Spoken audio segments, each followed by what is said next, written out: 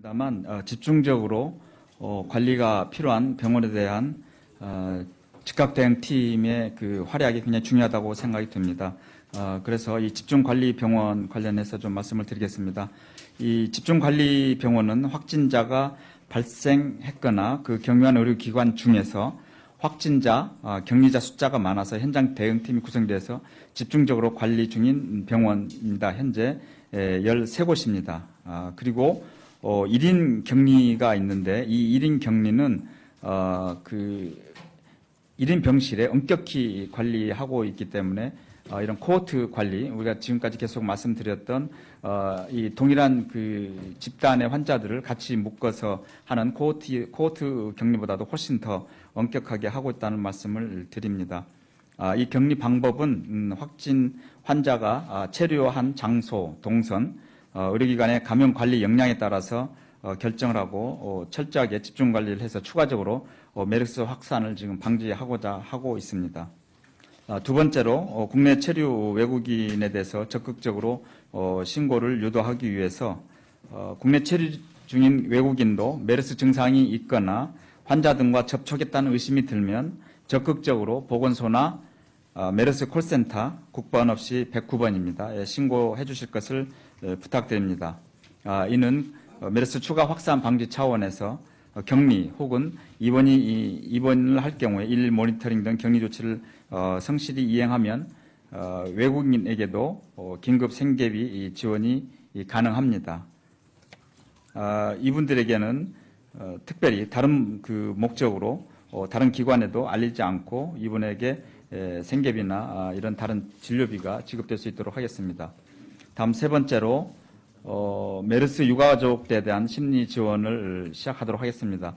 그간의 의사협회에서 메르스 대응팀을 중심으로 일반 상담 시에 스트레스, 불안, 불면 등 정신과적 문제를 토로하면 정신과 전문의와 연계해서 상담을 해줬었습니다.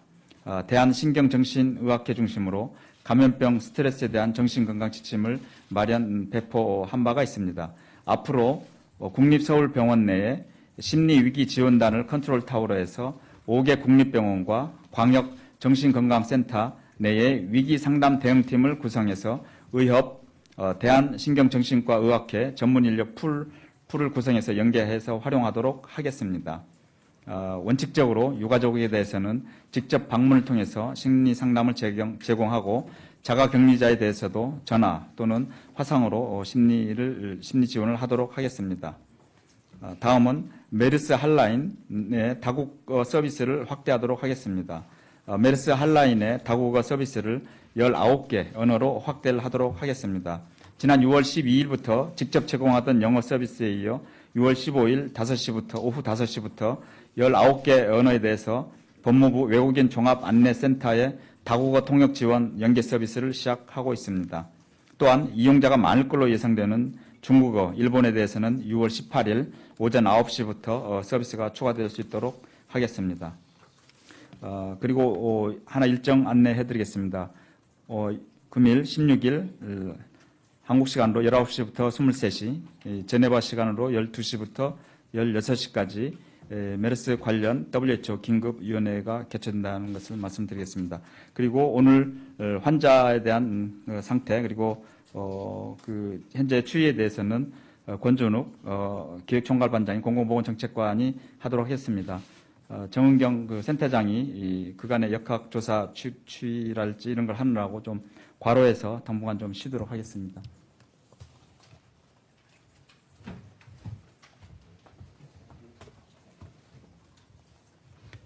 예, 환자 발생과 관련해서 총괄적으로 말씀을 드리겠습니다. 전일에 대비해서 신규 확진자가 4명이 늘고 퇴원자는 3명이 늘었으며 사망자가 3명이 발생을 했습니다. 그래서 현재 총 153명의 확진자 중에 119명이 치료 중에 있고 퇴원이 17명, 사망이 19명이 되겠습니다. 환자 상태로 볼 때는 절대 다수인 102명의 환자가 지금 안정적인 상황입니다.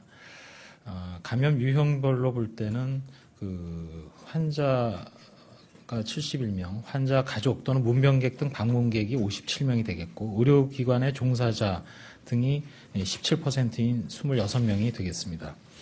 신규 확진자의 감염 경로와 관련해서는 오늘 4명의 신규 확진자 중에 3명은 14번째 확진자와 서울 삼성병원 응급실에서 접촉한 사례이고 나머지 1명은 118번째 확진자와 의원급 의료기관에서 접촉을 한 사례입니다.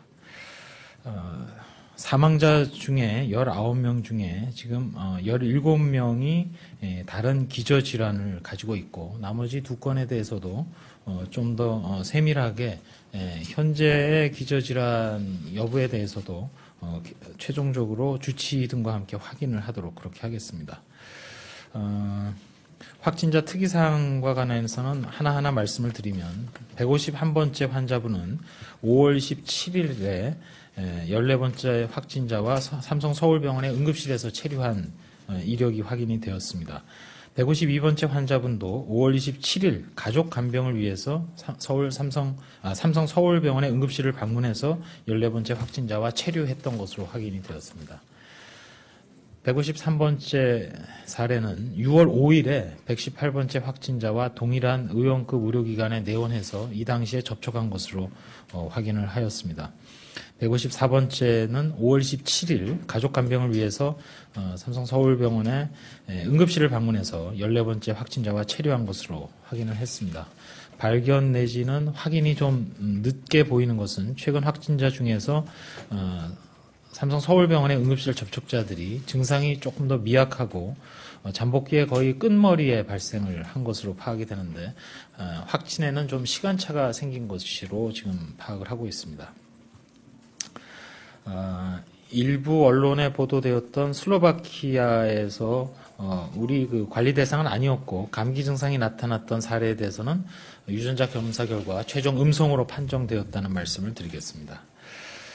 추가해서 궁금해하시는 혈장 치료와 관련해서 말씀을 드리도록 하겠습니다. 먼저 혈장 치료와 관련해서는 과거 사스가 발생했을 때 같은 그 사스 코로나 바이러스와 이 메르스 코로나 바이러스가 같은 계열의 바이러스인데 혈장 치료법을 당시 중증의 사스 환자에게 투약을 해서 약 그 사망률을 7 내지 약 한 23% 정도 감소했던 그런 임상 연구 결과는 있습니다. 그러나 기존의 메르스 코로나 바이러스와 관련해서는 혈장 치료와 관련해서 근거 있는 임상 연구 결과가 있지는 않은 상태에서 전적으로 치료를 담당하는 기관의 의료진 그리고 의료진의 그 필요성 주장과 또 보호자 등의 동의에 따라서 회복기 환자의 혈액에서 메르스 코로나 바이러스에 대해서 싸울 수 있는 중화항체가 포함되어 있는 그 혈장을 분리해서 그것을 환자에게 넣어주는 치료로서 현재 2개 의료기관에서 각기 다른 2명의 완치자로부터 혈장을 공유받아서 2명의 환자에게 혈장 치료를 수행을 했습니다. 그러나 현재 상태에서 이 혈장 치료에 대해서는 국내 전문가들이 일단 임상 효과에 대해서 앞서 말씀드린 대로 임상적 근거가 부족한 상태에서 대안 치료로 시행되고 있다는 점을 말씀을 드리고 또 특정한 의료기관에서는 당해 의료기관이 혈장 치료를 수행한 거에 대해서도 좀 부담을 가지고 있는 그런 상황입니다. 따라서 메르스 환자에 대한 치료는 전문가의 전적인 의학적 판단에 따라서 실시를 하되 보건복지부 우리 대책본부에서는 그러한 의료진의 치료 방침에 대해서 깊은 신뢰를 가지고 치료에 대해서는 전적으로 우리 민간합동 TF의 전문가들과 해당 의료기관에 일임을 하고 있습니다. 이상 그 환자와 관련된 사항이었습니다.